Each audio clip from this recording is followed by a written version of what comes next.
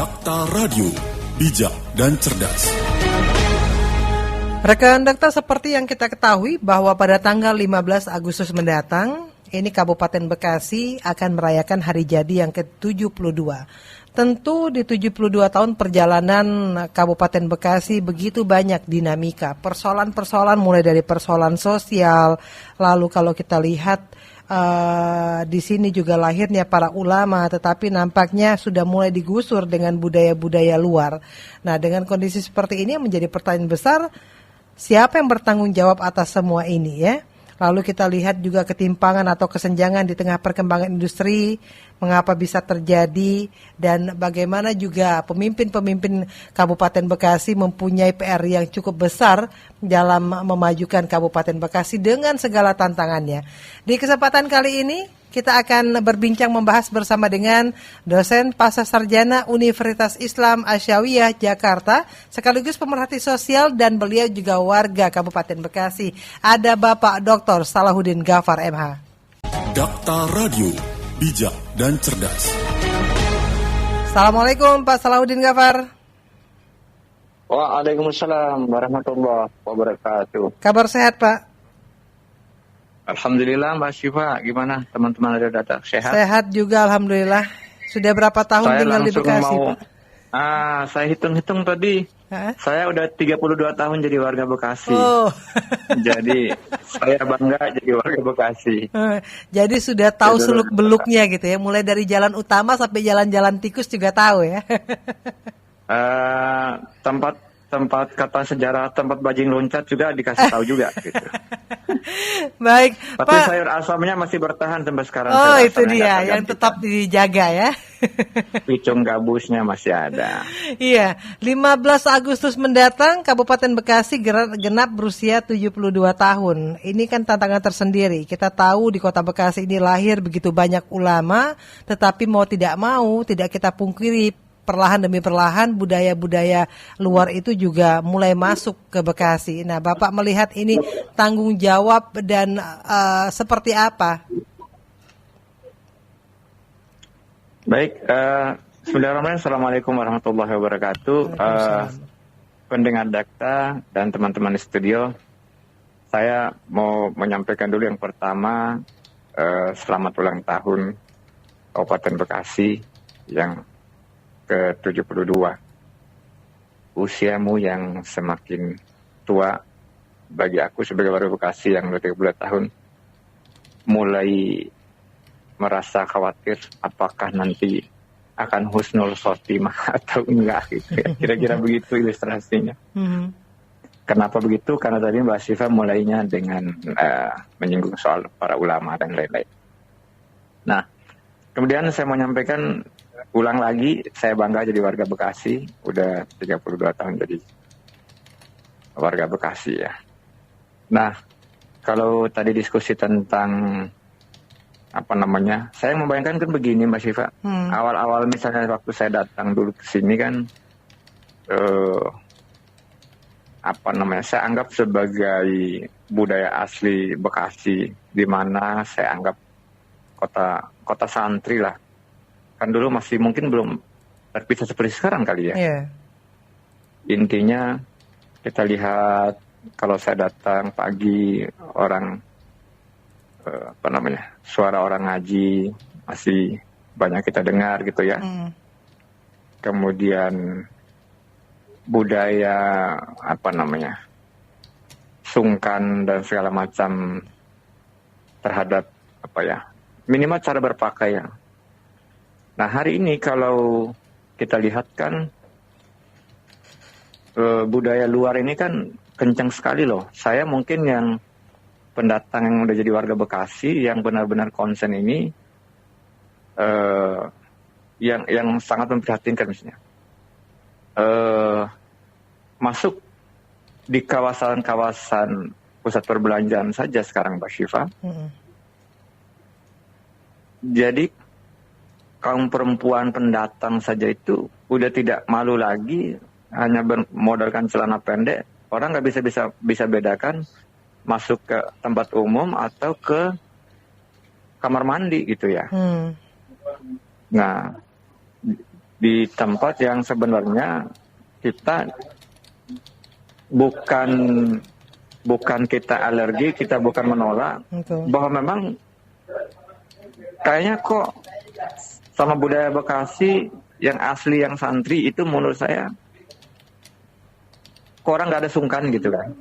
Nah setelah tidak sadar itu akhirnya ditiru juga oleh anak-anak kita yang lahir belakangan ini kan gitu.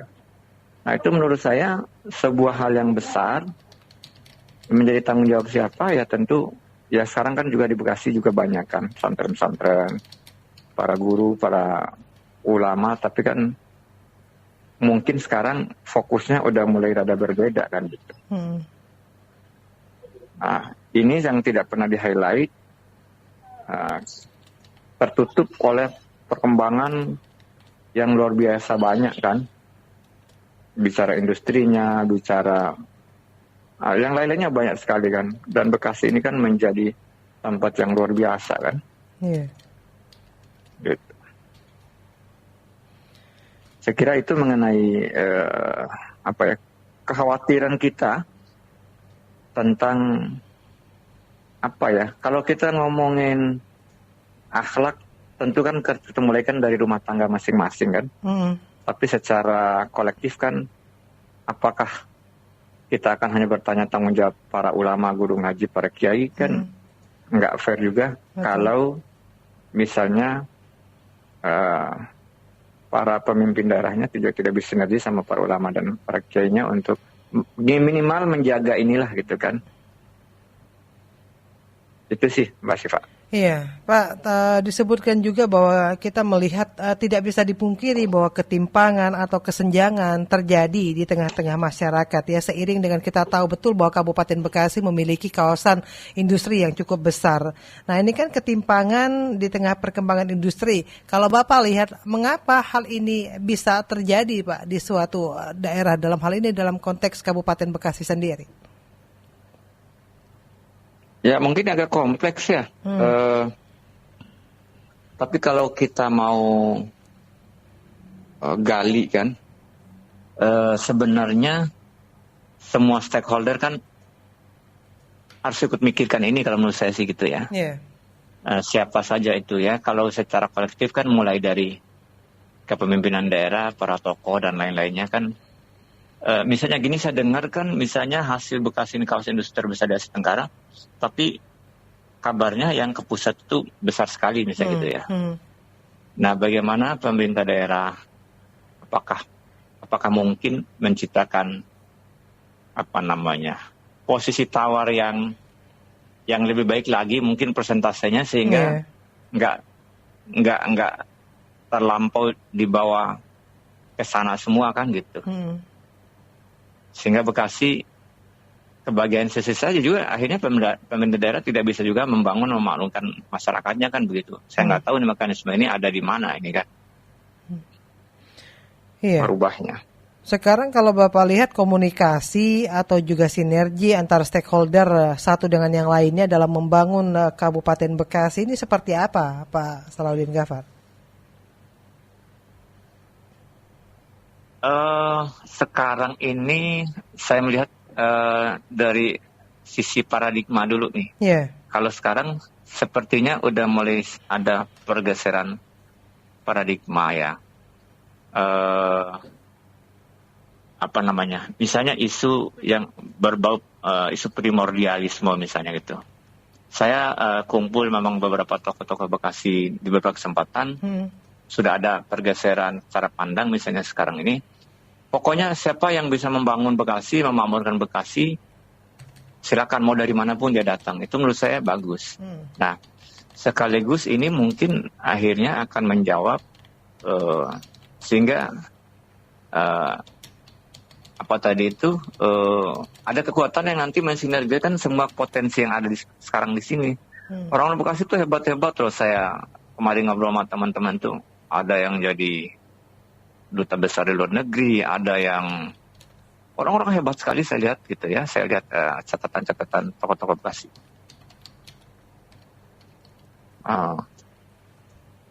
Gitu sih Mbak Syifa. Jadi dengan ada kepemimpinan yang bagus, mungkin nanti kolektivitas mengajak semua stakeholder yang lain akan lebih bagus.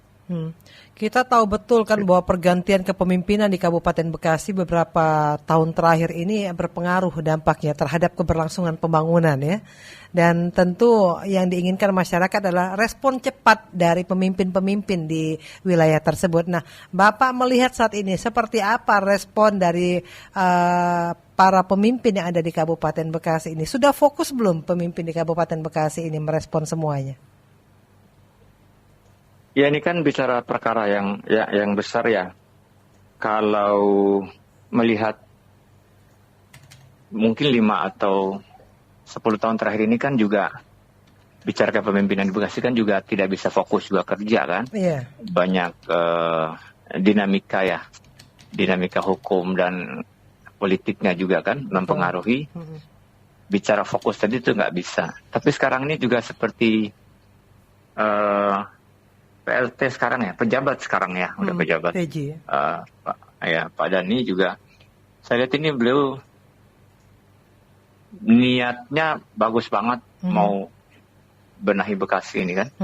Nah, tinggal beliau mau ngajak siapa yang bisa diajak bareng. Saya berharap jangan sampai orang baik dan yang mau bekerja seperti ini nanti bertemu orang yang hanya mau menjual kecap. Sehingga untuk kepentingan pribadi saya berdoa mudah-mudahan nggak sampai ke situ sehingga beliau ini bisa fokus minimal kalaupun nanti jangka waktunya tidak cukup kan bisa diteruskan oleh yang berikutnya kan sehingga nanti ini akan berkelanjutan nantinya gitu. Iya, Bapak melihat ada sebuah kemajuan yang diperlihatkan oleh PJ saat ini dengan merespon melakukan perbaikan-perbaikan infrastruktur yang ada di Kabupaten Bekasi, Pak. Ya, saya lihat beliau ini mau turun, mau dengerin. Saya sempat juga bincang-bincang juga sama beliau di suatu waktu ya. Saya bisa mengukur ternyata ini beliau orang profesional mau kerja, tinggal bareng-bareng aja nih apa yang bisa kita bantu. Makanya ini juga saya titip nih termasuk juga orang-orang yang sekarang sudah menikmati kesuksesan di Bekasi, khususnya pendatang ya. Ya, jadi jangan juga hanya bisa numpang menikmati hasil di sini, minimal ikut bahu-membahu, kontribusi memberikan lah ya, saran pendapat, kontribusi lah ya, agar ini. Saya berani ngomong gitu karena saya juga melakukan, walaupun saya nggak mau dipotret sama media dan lain-lain gitu kan. Saya juga mau ikut berkontribusi bagaimana ini Bekasi juga bisa kita bangun yang lebih bagus lagi lah ke depan ya. Seperti yang program CSR yang dulu kita di industri kan pernah kita tawarkan. Nah ini juga mesti di follow up nih Pak Dan ini dulu kan kita pernah tawarkan dari FIB misalnya itu ya, dengan asumsi waktu itu kita hitung perusahaan itu 4.000 perusahaan. Kalau dana CSR itu cuma 1 juta yang subsidi silang, kan 4 miliar 1 bulan tuh. Nah, kalau 4 miliar per bulan tuh kan gede banget uang tuh. Cuma kan pengusaha kan waktu itu maunya kan jangan Pemda yang pegang uangnya gitu.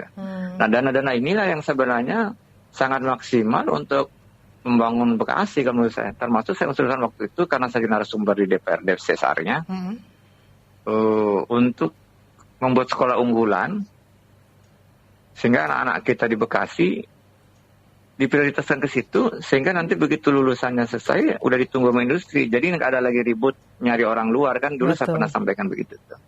Karena skill kemampuan yang ada di masyarakat Kabupaten Bekasi juga tidak kalah ya Pak ya? Oh nggak kalah. Anak pinter. Pak, persoalannya apa sih sehingga dana-dana CSR ini nampaknya tidak berjalan dan kita tidak melihat misalnya secara fisik bangunan atau apapun yang dibangun dari hasil CSR itu? Nggak ada keseriusan untuk mengelolanya kalau menurut saya sih. Ini nampaknya tugas karena dari Pak PJ juga ya untuk waktu kita dulu diundang untuk, kebetulan saya juga yang presentasi di sana waktu itu, misalnya tadi bicara pendekatan harus pahami kan psikologi perusahaan-perusahaan yang ada di sini nih. Iya. Jadi jangan sampai datang ke Pak Dhani sekarang orang todong bawa data. Ini Pak, perusahaan ini mau nerima karyawan sekian.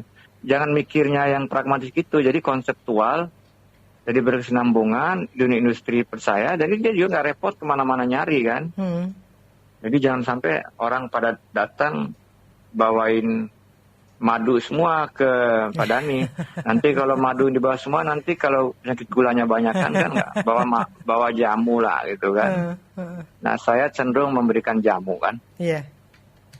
Orang enak nggak enak kita kasih tahu, selama itu kebaikan. Gitu. Iya.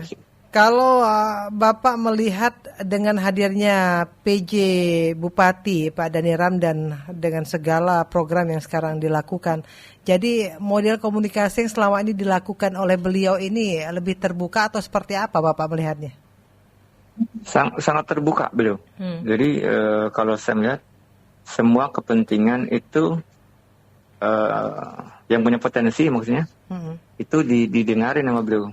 Datangin baik secara direct maupun dari sumber-sumber yang lain. Itu yang saya coba lihat dengan gaya kerjanya beliau. Jadi akhirnya apa, manfaatnya juga orang-orang yang mau coba jual apa tadi ya, jual kecap apa jual obat tadi saya ngomong. Itu mungkin juga nggak berani juga asal ngomong karena menggunakan data analisa. Kalau tipe kerjanya beliau saya lihat gitu. Okay. Nah kalau melihat dari dunia industri sendiri, dari perbincangan bersama Pak Dhani, teman-teman di FIB seperti apa Pak konsep Pak Dhani? Kita belum sampai masuk ke situ sih, karena baru kunjung mengunjung antara sahabat lama dengan jaringan yang lama gitu ya. Baik. Nah selain persoalan-persoalan tadi di 72 tahun Kabupaten Bekasi, persoalan apa lagi yang Pak Salahuddin lihat terkait dengan persoalan sosial di masyarakat atau hal-hal yang lain, Pak? Saya sih fokus gini saja nih. Saya mungkin karena terlalu pragmatis sebagai agamawan gitu ya. Saya punya keyakinan kalau suatu tempat, suatu daerah, suatu negeri, orang-orang itu beriman dan bertakwa, kan Allah itu kan akan turunkan keberkahan dari langit kan. Nah makanya saya konsen juga di advokasi keumatan di Kabupaten Bekasi, agar jangan sepelekan mengenai isu yang tadi mengenai akhlak. Jangan sampai orang tuh datang di sini tuh, oke lah mereka nggak ngerti agama, nggak punya agama, tapi kan ada etika, gitu kan. Kemana-mana di daerah kita ini kan jangan, aduh kalau saya bilang telanjang nggak tega kan. Banyak orang-orang yang tipe pendatang yang saya lihat juga kayak begitu. Sementara itu ditonton oleh anak-anak kita juga, itu yang saya paling saya khawatirkan. Kalau itu udah tidak ada lagi yang, kan itu kan ada hadis Nabi itu Mbak Siva. Kalau orang apa namanya ini amar ma'ruf itu nahi munkar itu ditinggalkan, itu kan satu yang paling beresiko itu adalah doa-doa kita nggak ada lagi yang akan diijabah. Nah kalau doa-doa kita aja nggak ada yang diijabah, keberkahan udah nggak ada, perkembangan dunia industri berkembang terus, kemudian urusannya, dan nanti masalah muncul di luar logika kita akan mudah muncul tuh. Saya menyebutnya kita khawatir dengan bala dan bencana. Kalau saya lebih cenderung mikirnya fokusnya tuh ke situ tuh. Karena itu pedoman penting kita ya, Pak Salahuddin ya. Iya, di sini lahir ulama-ulama besar. Kota santri Bekasi. Kagum saya awal juga datang. Betul. Dan saya awal datang sampai hari ini masih tetap menyesuaikan diri dengan lingkungan itu, masih sarungan saya sampai sekarang. Jadi ada rencana membuat partai sarung nih nampaknya ya.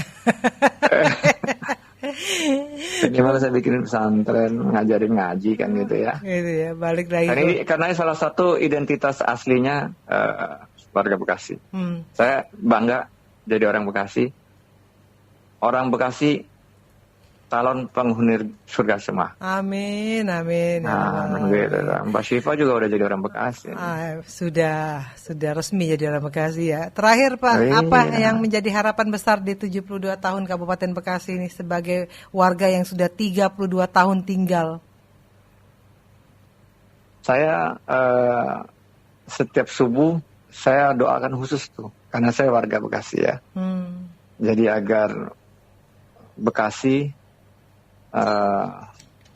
tetap baik-baik saja dengan identitas aslinya, jangan sampai hilang bahwa di sini adalah kota santri, ulama-ulama itu dilahirkan, dan dengan inilah maka kita akan meraih keberkahan di usia yang 72 tahun ini. Pada akhirnya kita tanda kutip husnul khotimah semua husnul khotimah. Amin. Pak Salahuddin Ghaffar, terima kasih sudah berbincang di tengah kesibukan yang cukup padat hari ini, Pak. Iya nih, sampai di break nih, lagi meeting. Terima kasih banyak Pak Salahuddin. Kita bangga jadi orang Bekasi. Iya. Sehat semua warga Bekasi. Amin. Assalamualaikum warahmatullahi wabarakatuh. Waalaikumsalam warahmatullahi wabarakatuh. Dakta Radio, bijak dan cerdas. Demikian tadi rekan Dakta, kami berbincang bersama dengan dosen pasca sarjana Universitas Islam Asyawiyah Jakarta sekaligus pemerhati sosial dan warga Bekasi,